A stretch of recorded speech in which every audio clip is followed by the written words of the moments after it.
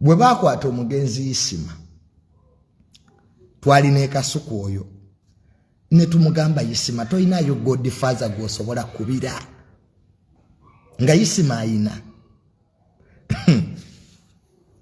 netubuga omugenzi netuga Isima ovuma abantu naye toyinayo oko munene gwosobola kubira najja ngayina. It is the lawyer kasuku gwe yaleta ye yataasa omugenzi Isima kayina yabanene mu judiciary mube ne ba godfather nga muvuma abantu ekyo kibe ekyokuyiga banamu abali ku TikTok mwe fe tuyina emirandira nze junior yinza okunkwata kati I promise you in 2 hours nyinza ofuluma kanze wali abasobola okunegotiatinga my release without even saying anything nga jendi mukomera nenge no negotiation zigenda maso.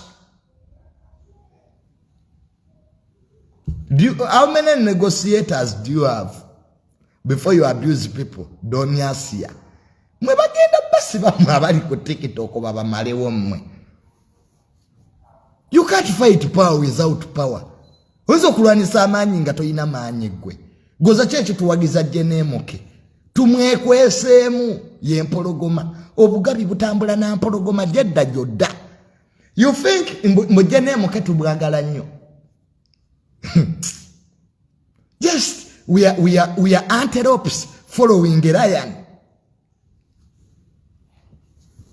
Era ne bamala bankwata kati jenemoka tweetinga who arrested my younger brother Junior.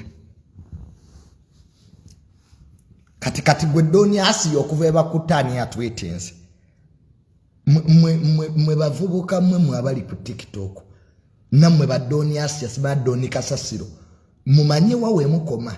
Nani gwe mulumba. Muliyeyo ku TikTok muwe mula. Ne muwe mulebe mwenkana nabo. Wenu bajja kutwale kadoni asi ataliyo.